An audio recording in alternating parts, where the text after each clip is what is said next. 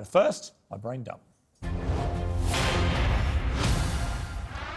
In all culture wars, there's a tipping point, a moment when those timidly bowing to the howling mob wake up, smell the latte, and grow a pair. That moment appears to have just arrived for Netflix. The once mighty streaming platform has recently seen its stock price collapse after losing thousands of subscribers on the content battlefield. Boring, virtue-signaling programming has seen it cede key territory to belligerents like Disney, Apple and Amazon. But this weekend, Netflix bosses finally realised if you go too woke, you may go broke, especially if you wave the white flag to woke warrior staff. Well, many of those Netflix snowflakes rose up in rage against their firm for streaming comedy shows by Dave Chappelle, who makes jokes about trans people as he does about everybody else. And then the trans community got mad as they started calling her a TERF. I didn't even know what that was. But I know that trans people make up words to win arguments. It's kind of funny. Chappelle is not a bigot. He's a comedy genius who likes to poke fun at anyone and everyone, which should frankly be the hallmark of any good, fearless comedian. But the in-house Netflix wokies demanded he be cancelled in furious protests. I've got one word for this lot.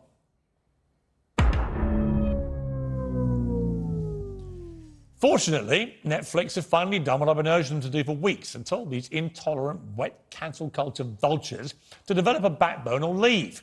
In a stunning and stinging memo to workers, they said, depending on your role, you may need to work on titles you perceive to be harmful. If you'd find it hard to support our content breadth, Netflix may not be the best place for you. Finally, the message to the Netflix woke brigade is now simple. If you don't like the company, you don't have to work there. And the message to Netflix customers is simple too. If you don't like the content it streams, and there are currently 38,000 hours to choose from, you can watch something else or cancel your sub. That's how democracy works. Well, it's supposed to work anyway. We need more of this rare outbreak of woke-defying gumption from corporate bosses. Just tell them to like free speech or lump it. It was a bratish, puerile attack on a towering monument of British politics, an egg shockingly hurled towards the face of a true Westminster giant.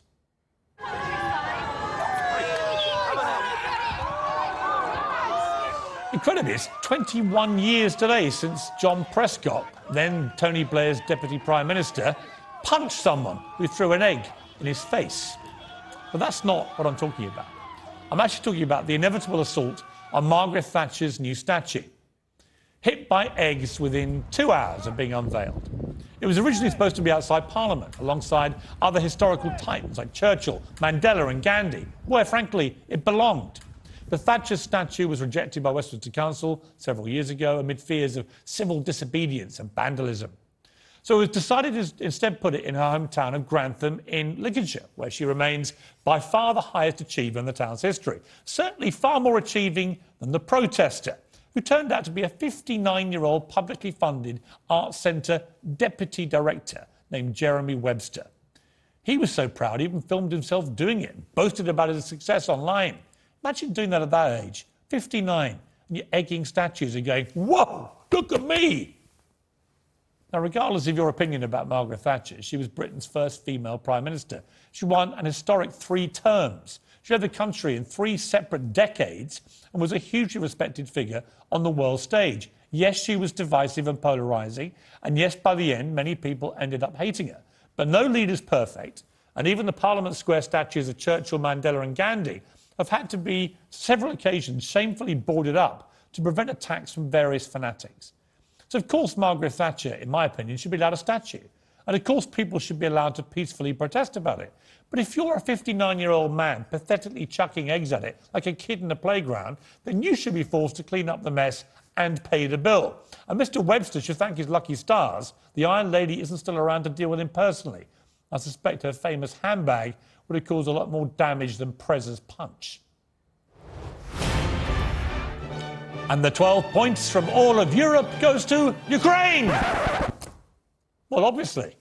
And quite right too, I hear you cry. Ukraine's win at the Eurovision Song Contest has been heralded as a triumph for good over evil, a stunning show of sympathy and solidarity for the embattled Ukrainians in their hour of need, a much-needed smack in the face for Vladimir Putin. And if the victory does indeed bring some cheer to Ukrainians at this desperate time for the country, honestly, I'm fine with that. But why do we have to pretend it's a song contest? Let's be honest, Ukraine could have sent one of their mind-sniffing hero dogs to bark the national anthem and they would still have won. In fact, given the Norwegian entry was 2 yellow dogs singing about bananas and won almost as many public votes as the UK, the hero dogs might actually have done better. Now, I'm afraid this predictable landslide was a gigantic piece of unctuous Euro virtue signalling, the TV equivalent of people sticking a Ukraine flag on their Instagram with a hug emoji and thinking, we've done our bit. Or politicians clapping like seals for President Zelensky while flat out ignoring what he's actually asking them to give him. And it stopped Britain winning when we clearly had a far superior song and performer, which last time I checked was supposed to be the criteria for winning a singing contest. I've always loathed Eurovision because I hate all the absurdly partisan political nonsense behind the voting. This latest rigged farce has merely cemented that view. And of course, it won't do anything to help defeat Putin. By contrast, I applaud McDonald's today for announcing it's selling its entire business in Russia, saying the country no longer fits its values.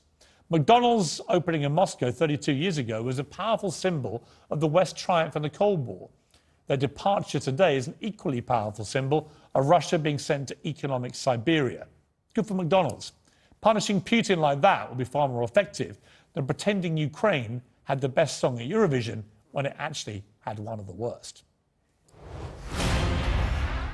It was a thrilling relief to see the Queen looking happy and glorious at the first major celebration of her Platinum Jubilee. This after so much concern, of course, about her health after she missed the state opening of Parliament.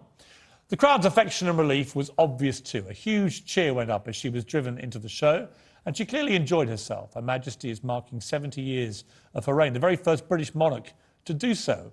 And movie star Tom Cruise, who hosted part of a lavish Windsor celebrations last night, I thought he summed her up, actually, pretty perfectly. She's met so many of your presidents in her lifetime. Presidents, world leaders, people of all walks of life.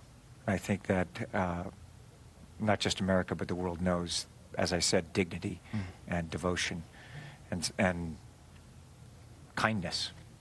Someone who I think that's what I've always felt about her. But someone that understands her position and held it through a history that's just been extraordinary the past 70 years. Perfectly put, Mr. Cruise. Less positive, sadly, was what happened to the Queen's grandson, Prince William, when he attended the FA Cup final on Saturday, Britain's biggest domestic football cup match.